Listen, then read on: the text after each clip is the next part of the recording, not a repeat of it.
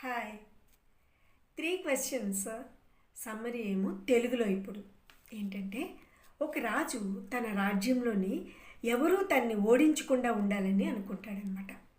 అనుకొని అతను ఏం చేస్తాడు, దానికోసం 3 ప్రశ్నలుకి సమాధానం తెలుసుకోవాలని ప్రయత్నిస్తాడు.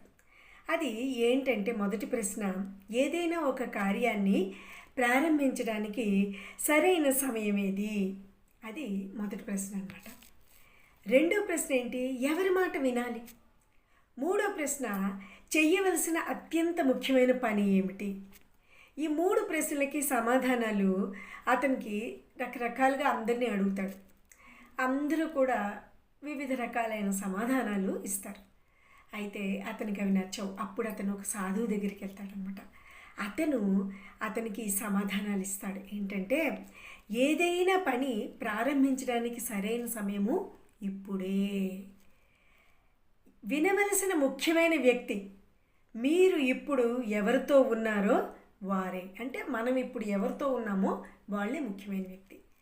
మూడో ప్రశ్న, చెయ్యవలసిన అత్యంత ముఖ్యమైన పని ఏంటి? ఇతరులకి మంచి చేయడం. సో ఈ 3 ప్రశ్నల సమాధానము కూడా ఆ సాధువు ఎవరైతే ఉంటారో అతను రాజుగారికి చెప్తారనమాట. అయితే ఈ కథలో సందేశం ఏంటో తెలుసా?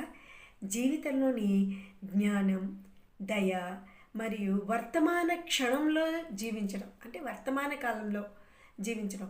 సాధారణంగా మనం ఏమనుకుంటాము, ఫ్యూచర్ గురించో లేదా జరిగిపోయిన వాటి గురించో జరగబోయే వాటి గురించో ఆలోచిస్తాం. కానీ ఎప్పుడూ కూడా మనం వర్తమానంలోని జీవించాలి. ఇప్పుడు చేస్తున్న పనిని కరెక్ట్గా చేయాలి. ఎప్పుడైతే మనం చేస్తున్న పని కరెక్ట్గా చేస్తామో ఆ పని దాని తాలూకా పర్యవసనం ఎప్పుడూ కూడా మంచిగానే ఉంటుందన్నమాట. సో ఈ పాఠం వల్ల మనకి చాలా ముఖ్యమైన విషయాలు తెలుస్తూ ఉంటాయన్నమాట.